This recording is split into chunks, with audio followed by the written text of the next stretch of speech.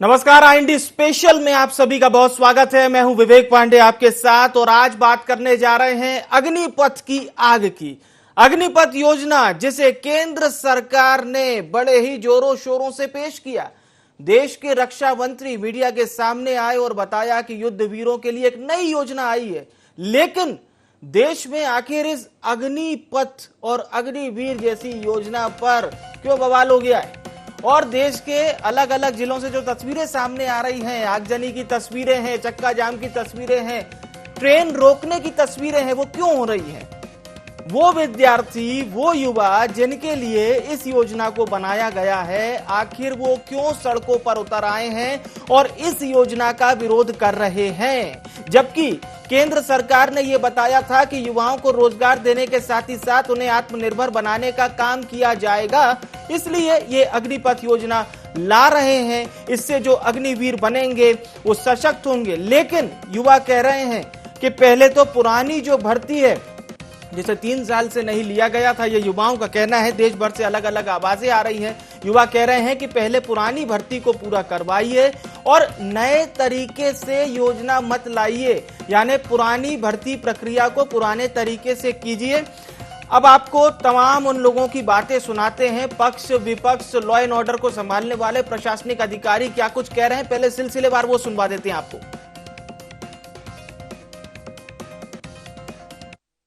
संस्थान के लोग आए थे, उनसे बात हुई, उन्होंने कहा हम अच्छे से कोचिंग पढ़ा रहे हैं, कोई इशू नहीं है। कुछ फिजिकल क्लब के लोग भी आए हुए थे। ऐसे ग्वालियर में लगभग 100 के आसपास फिजिकल क्लब संचालक हैं, जिनमें से कुछ लोगों की संलिप्तता इसमें निकल के सामने आई है। तो उनसे हम भी पूछताछ कर रहे हैं, बात कर रहे हैं, ताकि वो भविष्य में किसी को दिग्भ्रमित ना करें। हमने उनसे पूछा भी योजना के बारे में क्या जानते हो, दस्तावेज पढ़ा, तो उन्होंने कोई योजना के बारे में दस्तावेज नहीं पढ़ा, कुछ जानते नहीं। केवल बच्चे जो उनके पास पढ़ने आए या फिजिकल ट्रेनिंग लेने आए उनको भड़का दिया, क्योंकि अभी उनके हाथ में दस्तावेज आया नहीं था। तो केवल इस तरीके से तथ्यों को न जान के और केवल किसी को भड़का देना, ये बहुत ही गलत है। और हम जो है उनसे जानकारी पूरी इकट्ठी कर रहे हैं और उनका पूरा डेटा भी हम लेके रखें। अभी इसमें 2 एफआईआर, एक गोले के मंदिर में और एक पड़ाव में, और 2 एफआईआर जीआरपी के द्वारा, कुल 4 एफआईआर दर्ज की जा रही हैं, प्रक्रिया में है। और अभी हमारे पास 34 लोग उपद्रवी युवक हिरासत में हैं, जो क्लियर कट वीडियोग्राफी में उपद्रव करते हुए दिख रहे हैं। और साथ ही हम अन्य लोगों का भी चिन्हित कर रहे हैं। ये जैसा अभी डीएम साहब ने बताया, कोचिंग संचालकों से हम बात कर रहे हैं और इनने व्हाट्सएप ग्रुप्स में अपना जो इनका बना हुआ है उस पर चला के लोगों को इकट्ठा किया है। तो कहीं ना कहीं इनकी भूमिका भी संदेहास्पद है और पूरी तरह से तस्दीक होने के बाद इनके ऊपर भी कार्रवाई होगी। तो पुलिस भर्ती में नौजवानों की भर्ती कर ही रहे हैं। अभी बस्तर फाइटर हम लोग किए हैं, तो बस्तर के बच्चों को दे रहे हैं मौका, क्योंकि वो इलाका उस प्रकार से है, तो वहाँ के बच्चों को ज्यादा उनको अवसर मिले। लेकिन इससे क्या फायदा मिलेगा? आप यदि एक तो वैसी 2 साल से सेना में भर्ती आप बंद कर दिए हैं, दूसरे ये केवल 4 साल के रख रहे हैं। 4 साल बाद वो जब जवान आएंगे तो क्या करेंगे? पुलिस लॉ एंड ऑर्डर के लिए होता है, सेना वो सुरक्षा के लिए होता है। सेना में जो भर्ती होता है वो केवल 2 चीज जानता है, एक दोस्त और दूसरा दुश्मन। और दुश्मन सामने दिखे तो उसे खत्म करना है, युद्ध करना, उसे लड़ाई करना है। तो सेना की ट्रेनिंग अलग है, पुलिस की ट्रेनिंग अलग है, लॉ एंड ऑर्डर के देखते हैं और ये उसको इससे नहीं जोड़ा जा सकता। दोनों की ट्रेनिंग अलग अलग है। तो क्या इस प्रकार से बात करके देश को ये संदेश देना चाहते हैं कि आगे पुलिस क्या प्रदर्शनकारी आए, आंदोलनकारी हो, धरना दे, प्रदर्शन करे, बातचीत से समाज में और बहुत सारी घटनाएं घटती है, उसको समझा बुझा के पुलिस अपने पब्लिक रिलेशन डेवलप करती है और उससे लॉ एंड ऑर्डर की स्थिति को संभालते हैं। एक क्रांतिकारी कदम उठाने के लिए दृष्टि से नई एक सेना नीति अग्निवीर करके केंद्र सरकार ने बनाई थी। कमलनाथ जी का ट्वीट देखा तो लगता है कि इस तरह के लोगों के द्वारा कुछ भ्रम फैलाया गया होगा और वो भ्रम नौजवानों तक पहुंच गया होगा।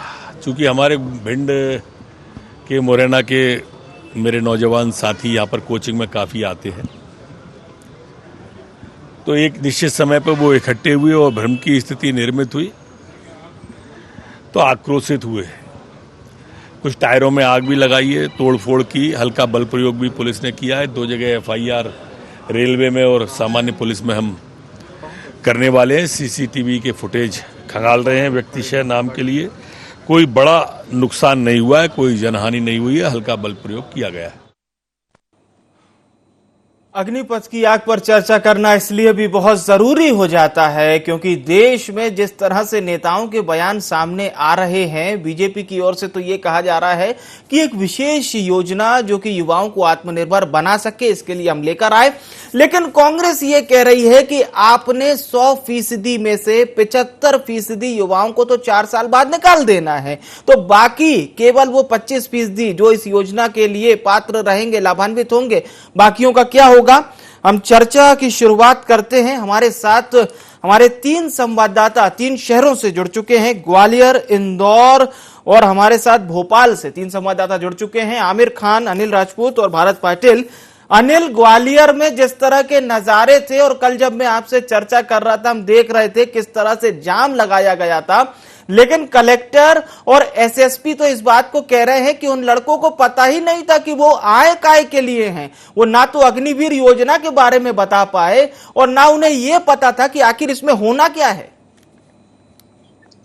जी बिल्कुल, देखिए बिल्कुल ये बिल्कुल फैक्ट बात है और कहा भी जाता है, जैसे लोगों से जिस तरीके से कुछ युवाओं से हमारी भी चर्चा हुई थी, तो उनका कहना था कि मैं अपने दोस्त के संग आया हूं, मैं मुरैना से आया हूं, मैं भिंड से आया हूं, और उनसे जब पूछा गया कि भाई क्या करने क्या आए हो, क्यों जाम लगा रखा है आपने, तो उनका ये कहना था कि सेना भर्ती में वो गलत कर रहे हैं और उनको ऐसा नहीं करना चाहिए, केंद्र सरकार गलत कर रही है, उसका विरोध कर रहे थे। लेकिन उनको अगर बात की जाए कि पुख्ता तरीके से उनको ये नहीं पता था कि आखिर विरोध किस चीज का किया जा रहा है। जिस तरीके से उनको भ्रम फैलाया गया कहीं ना कहीं, उसका भी साक्ष्य जो है वो पुलिस ने कलेक्ट कहीं ना कहीं कर लिया है। जिस तरीके से पूरे भ्रम के पीछे कहीं ना कहीं ग्वालियर में जो भ्रम फैलाया गया वो कहीं ना कहीं कोचिंग संचालकों द्वारा फैलाया गया। तो जिसमें कल जब शाम को कोचिंग संचालकों की बैठक ली गई, उसमें लगभग 3 कोचिंग संचालकों को हिरासत में लिया गया।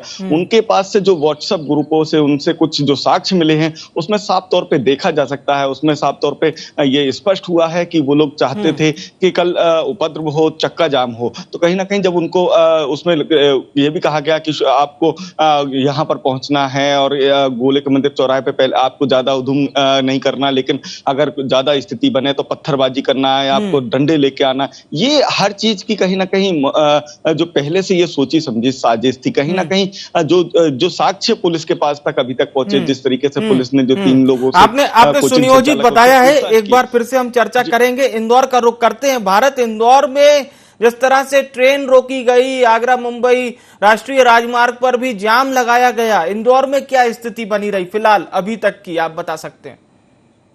देखिए वाकई सुबह से लेकर पुलिस प्रशासन के लिए बड़ी चुनौती थी और जिसके बाद में जिस तरह के हालात यहाँ पर बिगड़े, लेकिन एक पुलिस का पहले से इंतजाम था। मध्य प्रदेश में ग्वालियर की घटना को लेकर के अलर्ट जारी किया गया था। जितने भी जो शासकीय कार्यालय, भवन या फिर रेलवे स्टेशन, थाने और जितने भी थे, वहां पर पर्याप्त फोर्स था और इसी का नतीजा है कि किसी बड़ी घटना जो है यहाँ नहीं घटी। लेकिन जिस तरह का आक्रोश और जिस तरह के छात्रों के हाथ में डंडे और मुंह पर कपड़ा बांधे हुए छात्र यहाँ पर पहुंचे थे बड़ी संख्या में, इससे लग रहा था कि काफी उग्र आंदोलन के रूप में जो है इन्हें बहकाया गया हो। फिलहाल क्योंकि हमने सुना कि भी नेताओं के बयान सामने आ गए, विपक्ष के बयानों के भी ट्वीट शुरू हो गए, तो इससे ये साफ लोग लगता है कि कहीं ना कहीं भ्रमित किया जा रहा है। आखिर ये समझ में नहीं आ रहा है छात्रों को कि वो योजना क्या है, उसके लाभ क्या है और आगे उसके लिए क्या फैसिलिटी। हालांकि मुख्यमंत्री ने भी कहा है कि इसको लेकर के एक नई योजना मध्य प्रदेश में शुरू की जाएगी। खुद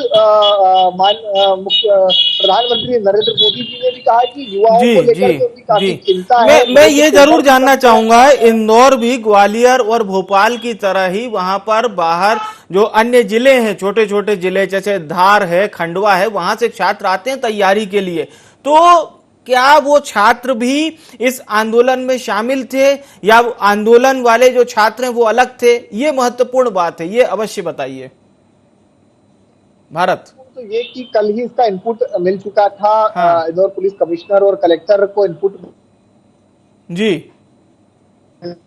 इंस्टीट्यूट है, जानते हैं, क्योंकि इंदौर एक एजुकेशन हब के रूप में है। और हम बताएं कि ग्वालियर, भिंड के अलावा मध्य प्रदेश के कई ऐसे शहर हैं जहाँ से लोग यहाँ पर अपना एजुकेशन पूरा करने के लिए आते हैं, चाहे वो किसी भी शासकीय तैयारियों को लेकर के, आर्मी ट्रेनिंग को लेकर के भी बड़े बड़े इंस्टीट्यूट यहाँ पर है, पुलिस तैयारी को लेकर के भी है। ऐसे में सभी इंस्टीट्यूट संचालकों की जब बिल्कुल बिल्कुल एजुकेशन हब है एक तरह से इंदौर, और निश्चित तौर पर भोपाल का रुख करते हैं। आमिर, भोपाल में किस तरह से, क्या भोपाल में भी कोई आंदोलन होने के आसार नजर आ रहे हैं? क्योंकि जब अनिल से बात हमने कल भी की थी तो इतने तेजी से इनपुट नहीं मिल पाए थे प्रशासन को, तभी गोले का मंदिर और मेन ग्वालियर क्षेत्र में इतना बड़ा आंदोलन हुआ था। इंदौर में भी कमोबेश तस्वीरें ऐसे ही सामने आई। भोपाल के बारे में बताइए दर्शकों को। देखिए, इसको लेकर जिस तरह से आंदोलन देश के अलग अलग हिस्सों में दिखाई दिया था, तो मध्य प्रदेश में इसका असर भी दिखाई दिया, और ज्यादा जगहों पर नहीं, भिंड, ग्वालियर और इसके अलावा इंदौर में जरूर प्रदर्शन देखने को मिले। लेकिन भोपाल में ये कहें कि फिलहाल अभी इस तरह का कोई आंदोलन नहीं हुआ है। लेकिन ये जरूर है कि भोपाल राजधानी है और आसपास के जिले के भी कई छात्र भोपाल में इस तरह से तैयारी करने यहाँ पर पहुंचते हैं। बड़ी संख्या में कोचिंग क्लासेस भी यहाँ पर हैं। तो इस तरह से अभी अनुमान ये जताया जा रहा है कि यहाँ के छात्र भी इस तरह से प्रदर्शन कर सकते हैं। तो इसको लेकर पूरी तरह से पुलिस भी अलर्ट है, और पुलिस भी लगातार ऐसी जगहों पर जहां पर ये कोचिंग संस्थान है वहां पर पहुंच रही है, देख रही है, और हर चीज पर ये नजर रखी जा रही है कहीं ये छात्र जो है कहीं एकजुट होकर आंदोलन का रुख ना कर लें। इसको लेकर पुलिस मुख्यालय की ओर से भी आदेश जारी किया गया है, अलर्ट जारी किया गया है। थाना स्तर पर ये कहें कि सावधानी बरती जा रही हो, और जहां कहीं इस तरह से आंदोलन हो उसको पूरी तरह से रोकने के प्रयास हो, और जो लोग इस आंदोलन में शामिल हो उनके खिलाफ कड़ी कार्रवाई करने की बात कही गई है। गृह एवं जेल मंत्री डॉक्टर नरोत्तम मिश्रा ने भी यही कहा। जी बिल्कुल, हम अनिल का रुख करते हैं। अनिल, जैसा कि आपने जो बात बताई थी जिसमें खासतौर से यह था कि कुछ कोचिंग संचालकों को भी हिरासत में लिया गया, तो क्या ये कोचिंग संचालक उन छात्रों को भड़काने का काम कर रहे थे या उनकी मंशा केवल और केवल विरोध करने की ही थी? ये अहम बात हो जाती है अनिल, ये अवश्य बताइए। देखिए, बिल्कुल जिस तरीके से वो भ्रम फैलाने वाली स्थिति थी, और केवल उनका विरोध करना ही एक था कि विरोध करेंगे जिससे कि ये जो अग्निपथ जो योजना लाई गई है, नियम लाया गया, इसको वापस लिया जाए, इसमें संशोधन किया जाए, उनका ये कहना था। इसी को लेकर वो चाह रहे थे कि जिस तरीके से अन्य जो राज्यों में भी जो विरोध प्रदर्शन हो रहा है वो ग्वालियर में भी हो। लेकिन जो युवा थे वो कहीं ना कहीं आक्रोशित भी हुए लगातार, जैसे जब धूप भी थी और वो जब चौराहे पर खड़े हुए थे, और उसके बाद कुछ लोग जो उसमें भीड़ में कह सकते हैं उपद्रवी जो थे, उन्होंने उपद्रव मचाया। उसके बाद लगातार जिस तरीके से गोले के मंदिर चौराहे से वो बिरला नगर स्टेशन पहुंचे, बिरला नगर स्टेशन से वो मेन स्टेशन पहुंचे। इस बीच में लगभग उन्होंने जो रेलवे की संपत्ति हो या शासकीय संपत्ति हो, उसको खासा नुकसान पहुंचाया। लगभग लाखों रुपए का आंकलन किया गया है कि लाखों रुपए का नुकसान पहुंचाया गया। तो कहीं ना कहीं मंशा जो थी कोचिंग संचालकों की, तो वो तो यही थी कि लोगों जो छात्र हैं उनके अंदर उनको विरोध करना है। लेकिन जो भ्रम फैलाने वाले लोग थे, जो बीच में कुछ उपद्रवी जो आए थे, उन्होंने जब दंगा फैलाया, तो जब पुलिस ने लाठीचार्ज किया, आंसू गैस के गोले छोड़े, तो उपद्रव बढ़ा। तो जब उपद्रव बढ़ा तो लगभग 1500 से 2000 जो छात्र थे उन्होंने पूरे शहर में उत्पाद मचाया, और लगभग कह सकते हैं लाखों रुपए का कहीं ना कहीं नुकसान किया। प्राइवेट नुकसान भी हुआ है, कई लोगों की गाड़ियां तोड़ी हैं, एटीएम तोड़े हैं, रास्ते में जो लोग मिले कुछ लोगों के संग मारपीट की है, पत्थरबाजी की है, कुछ युवा भी घायल हुए हैं, हमारे कुछ पत्रकार साथी भी घायल हुए थे। तो कहीं ना कहीं कहा जा सकता है कि जो कोचिंग संचालकों ने उसको ना समझाते हुए उनको और जो भ्रम फैलाने की कोशिश की, कहीं ना कहीं पुलिस ने इसीलिए उनको अभी हिरासत में लिया है, उनसे पूछताछ की जा रही है। और हो सकता है और भी जो लोग हों इनसे जुड़े, वो पूरी चेन को अभी पुलिस ट्रेस करने में लगी हुई है। जी बिल्कुल बिल्कुल, इंदौर का एक बार फिर से रुख करते हैं। अनिल, आप भी बने रहिए हमारे साथ। जी भारत, हमारी चर्चा अधूरी रह गई थी, पॉलिटिकल तौर पर क्या कुछ नजर आया? क्योंकि निकाय चुनाव है वो एक जगह पर, लेकिन जनप्रतिनिधियों ने भी अपनी ओर से कोशिश की होगी कि युवाओं तक संदेश पहुंचाया जाए, वो चाहे दोनों ओर के जनप्रतिनिधियों, मतलब पक्ष के भी और विपक्ष के भी। देखिए, ये सही है विवेक जी, क्योंकि एक चुनावी प्रक्रिया की जो तैयारियां हैं वो शुरू है। जी लगातार जी पुलिस के लिए एक बड़ी जिम्मेदारी है, नगरीय निकाय के अलावा पंचायत और फिर अहम बात, इस तरह बिल्कुल के बिल्कुल शांति व्यवस्था। और आज का जो सबसे महत्वपूर्ण है कि क्या जी जुम्मे का दिन भी था, तो पुलिस के लिए खासा इंतजाम था और इस दौरान इस तरह का उपद्रव या इस तरह का प्रदर्शन कहीं ना कहीं जी पुलिस की जिम्मेदारी था। लेकिन जैसा कि कहा कि जनप्रतिनिधि हो या पहले ये छात्र जो थे, क्योंकि पुलिस ने अपनी कल से तैयारियां कर रखी थी, जिसके कारण एक बड़ा हादसा हम कह सकते हैं कि एक बड़ा नुकसानी नहीं हुई। कुछ पुलिसकर्मियों को मामूली चोटें आई है, गाड़ियों का सामान बिल्कुल पथराव जैसी स्थिति बनी थी। लेकिन ये इनपुट मिला है कि अचानक कुछ छात्र जो है लगभग बिल्कुल एकाएक ये प्रदर्शन होगा, इंटेलिजेंस ने भी सोचा नहीं होगा बिल्कुल। और यही तस्वीरें इंदौर में और ग्वालियर में देखने को मिली। बहुत बहुत धन्यवाद अनिल और भारत, आप दोनों का हमारे साथ जुड़ने के लिए। आमिर, आपका भी बहुत बहुत धन्यवाद। हमारे साथ खास मेहमान सनवर पटेल जी जुड़ चुके हैं, प्रवक्ता हैं आप मध्य प्रदेश भारतीय जनता पार्टी के। सनवर साहब, केंद्र सरकार ने तो बड़े ही अच्छे से ये योजना लाई थी। रक्षा मंत्री राजनाथ सिंह ने कहा था कि 4 साल में वो युवा आत्मनिर्भर हो जाएंगे। आप लोग कह रहे थे 23 साल में भला 10 से 12 लाख रुपए किसको सेविंग के तौर पर मिलते हैं। लेकिन ये क्या सर, देश के अलग अलग राज्यों से जो तस्वीरें सामने आ रही है वो तो कुछ और ही कहती हैं। सनवर पटेल साहब, देखिए विवेक जी, इसके पीछे विपक्ष का हाथ है। विपक्ष के पास कुछ करने को नहीं है। जब उनके पास कुछ करने को नहीं होता है तो इस प्रकार की योजना जो आमूलचूल परिवर्तन करने की ओर जा रही है देश के युवाओं के लिए, आज जब देश का युवा वहां से निकलेगा 4 वर्ष के बाद, जिस प्रकार से आपने कहा 25% लोगों को तो वहीं परमानेंट नौकरियों पर रखा जाएगा। अब जब 75% जो वेल ट्रेंड देश के लिए अनुशासित लोग निकलेंगे तो वो जिस भी क्षेत्र में जाएंगे उस क्षेत्र में हमारे जो अन्य युवा भाई हैं, अनट्रेंड युवा भाई हैं, उनसे बेहतर प्रदर्शन करेंगे नहीं करेंगे। तो ऐसे युवाओं को ट्रेन करने का काम, एक अच्छी राशि उनके हाथ में आने का काम जी, और उन भाई हमारे कुछ युवा भाइयों को, सारों को नहीं, कुछ युवा भाइयों को भ्रमित करने का काम विपक्ष कर रही है। बिल्कुल। सनवर साहब, मैं आपके पास लौटूंगा। हमारे साथ अमित श्रीवास्तव जी जुड़ चुके हैं, प्रवक्ता हैं आप छत्तीसगढ़ कांग्रेस के। श्रीवास्तव साहब, मुख्यमंत्री भूपेश बघेल तो ये कह रहे हैं कि जो सेना में जाता है, जो जवान जानता है, जो जवान होता है वो 2 ही चीजें जानता है, दुश्मन या दोस्त, साफ तौर पर उन्होंने कहा। और फिर यह भी कहा कि 4 साल के बाद जब उससे रोजगार छीन लिया जाएगा तो उसके पास किसी भी तरह की कोई चीजें नहीं होंगी। ये बात तो मुख्यमंत्री भूपेश बघेल कह रहे हैं। लेकिन भारतीय जनता पार्टी ये आरोप लगा रही है कि आप लोग युवाओं को भड़का रहे हैं। विवेक जी, ये इसी तरह कानून का योजना का हर्ष होने वाला है जो 3 काले कानून का हुआ था। देखिए, जब हम कहते थे कि किसान भाई कहते थे कि ये 3 काले कानून किसानों के लिए ठीक नहीं है, तो केंद्र में बैठी हुई सरकार और वहां पर बैठे हुए हुक्मरान ये कहते थे कि ये ठीक है और बाद में उसे वापस लेना पड़ा। और आज ये वही, कम से कम आपने सारे संवैधानिक संस्थाओं को तोड़ने मरोड़ने का काम किया है। कम से कम सेना को छोड़ दीजिए। और जिस प्रकार से उस मैटर में भी किसान भाइयों को समझने में 3 मिनट लगा था कि हमारे लिए ये योजनाएं ठीक नहीं है, ये कानून ठीक नहीं है, और केंद्र में बैठी हुई वो सरकार और उसके ब्यूरोक्रेट्स को समझ में नहीं आया, बाद में उसे वापस लेना पड़ा। आज वही स्थिति है। इसमें जो अग्नि योजना ये लेके आए हैं, इसके कई जो पुराने सैनिक जो है, पूर्व सैनिक जो है, जिनको एक्सपीरियंस है, उन्होंने तक इसका विरोध किया है। अगर अच्छा होता तो वो विरोध थोड़ी करते। लेकिन आज मुख्यमंत्री जी ने ठीक कहा है कि 4 साल आप उन युवाओं को रोजगार देंगे, उनको ट्रेनिंग देंगे, उनके हाथ में बंदूक पकड़ा देंगे, और उसके बाद 21 साल के बाद जब वो रिटायर हो जाएंगे, मतलब 4 साल बाद जब वो रिटायर होंगे तो कहाँ जाएंगे आप बताइए। तब तो उनके पास, उनके हाथों में बंदूक चलाने की उनकी प्रैक्टिस भी होगी। तो कहीं ना कहीं आप एक योजना, ये केंद्र में बैठी हुई सरकार जो है, इसे कहते हैं ना, half knowledge is more dangerous Vivek जी।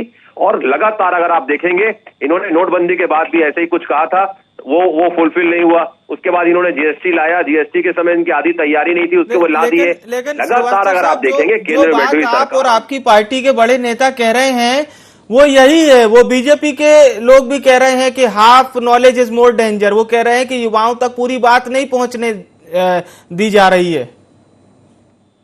क्या बोला विवेक जी आपने? मैंने श्रीवास्तव साहब ये कहा कि बीजेपी के लोग ये कह रहे हैं कि पूरी बात युवाओं तक नहीं पहुंचाई जा रही है। युवाओं को केवल उतना ही बताया जा रहा है कि 4 साल बाद नौकरी से अलग कर दिया जाएगा, पूरी बात नहीं पहुंचाने दी जा रही।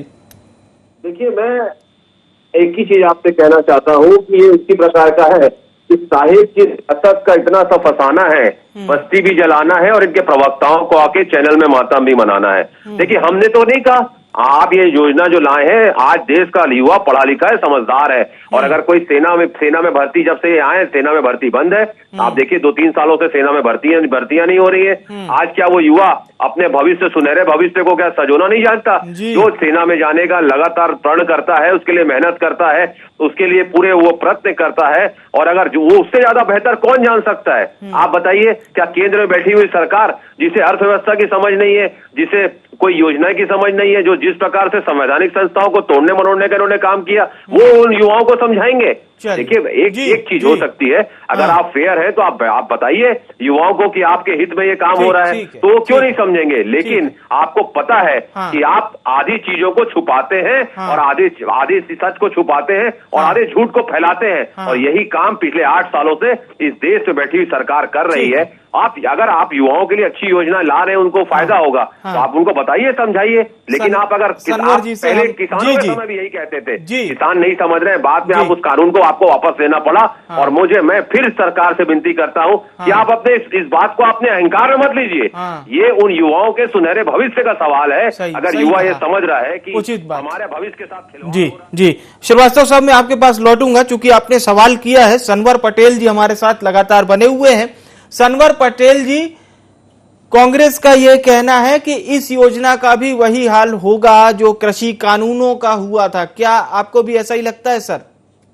आपको बताना चाहता हूं विवेक जी, कृषि कानून भी बहुत ही साफ नीयत से किसानों की समृद्धि के लिए लाए गए थे, लेकिन कृषि कानून के समय विपक्ष ने जिस प्रकार से भ्रमित करने का काम किया किसान भाई बहनों को, तो जब उन्हें ये लगने लगा कि नहीं, इसको हर हाल में कैंसिल होना चाहिए, तो कोई हम ना दम्भ में होते हैं ना घमंड में होते हैं। भारतीय जनता पार्टी सदैव जनता के साथ है, और भारतीय जनता पार्टी ने उन तीनों कानून को वापस लेने का जब मौका आया तो उसको वापस लेने का भी काम किया, लेकिन साथ में कहा कि ये तीनों कानून भारत के किसानों की समृद्धि के लिए थे। और मैं आपको बताना चाहता हूँ, लगातार 8 साल से जिस प्रकार से भारत बढ़ रहा है, जिस प्रकार से दुनिया में भारत के महत्व को बढ़ा हुआ देखा जा रहा है, जिस प्रकार से दुनिया के शीर्ष नेतृत्व में नरेंद्र मोदी साहब जो हमारे प्रधानमंत्री जी हैं, उनकी साख बढ़ी है, जिस प्रकार से भारत माता पर यही बात है ना सनवर पटेल साहब, आप युवाओं को ये बात अच्छे से क्यों नहीं बता पा रहे हैं कि 12 लाख रुपए आपको बिना किसी टैक्स के मिलेंगे, एक मुश्त राशि मिलेगी। भारत जैसे देश में जो 21 साल का 23 साल का युवा होता है, मध्यम वर्गीय परिवार का होता है या गरीब तबके से आता है, वो 10 और 12 लाख तब कमा पाता है साहब जब वो कम से कम 10 साल की नौकरी कर ले। एक औसतन बात कह रहा हूं, ठीक है? ये बात युवाओं को आप नहीं बता पा रहे हैं। दूसरी बात यह है, आप युवाओं को यह बात नहीं बता पा रहे हैं कि भाई जो 25% स्थायी काडर में जाएंगे और जो 75% उसमें से हटेंगे, उनको भी पैरामिलिट्री और पीएसयू और तमाम जो आपके ही देश के रक्षा मंत्री ने जो बात कही है वो बता रहा हूं। क्या ये बात युवाओं तक नहीं पहुंच पा रही है? और फिर श्रीवास्तव जी से भी सवाल करेंगे, अभी आप पटेल साहब जवाब दे सकते हैं। देखिए विवेक जी, देश के रक्षा मंत्री जी ने कहा, साथ में मध्य प्रदेश के संवेदनशील मुख्यमंत्री शिवराज सिंह जी चौहान ने कहा कि पुलिस की भर्तियों में हम उनको प्राथमिकता देंगे। तो इनको लोगों को भड़काने के बजाय उसकी अच्छाई को और ले जाना चाहिए, और भटके अगर कोई युवा भटक रहा है तो उसको सही राह दिखाना चाहिए, ना कि उसको और भड़काना चाहिए। और इस प्रकार से अगर ये भड़काते हैं और इस प्रकार की गतिविधि करते हैं तो मध्य प्रदेश और देश की जनता इनको कभी माफ नहीं करेगी। एक अंतिम सवाल सनवर पटेल साहब, और बहुत अहम सवाल। चलिए ठीक है, आप लोग कह रहे हैं कांग्रेस के लोग भड़का रहे हैं, बीजेपी क्या करेगी युवाओं के बीच मैसेज देने के लिए? ये भारतीय जनता पार्टी तो लगातार 24 घंटे 365 दिन सक्रिय मोड में होती है। समाज क्षेत्र में जाकर काम करना, समाज क्षेत्र को किस प्रकार समृद्धशाली बने, किस प्रकार से जनहित की योजनाएं, जन कल्याणकारी योजनाएं समाज में जाए, नीचे तक जाए, उसका लाभ मिले। उसी प्रकार भारतीय जनता पार्टी का युवा मोर्चा, भारतीय जनता पार्टी की सरकार का युवा मामलों का विभाग अपनी बात पहुंचाएंगे। जी श्रीवास्तव साहब, आपका रुख करते हैं सर, एक अंतिम प्रतिक्रिया, समय बेहद कम है। जी श्रीवास्तव इतना साहब। अच्छा काम ये शिवराज सिंह जी करते हैं तो इन्हें विधायकों को खरीद के सरकार बनाने की आवश्यकता नहीं पड़ती, जनता स्वतः ही इन्हें चौथी बार मुख्यमंत्री बना देती। लेकिन लगातार देखिए, मैं उस पर नहीं जाना चाहता, लेकिन एक चीज मैं जरूर कह रहा हूँ, भाई साहब कह रहे हैं कि हमने कांग्रेसियों ने भड़काया है।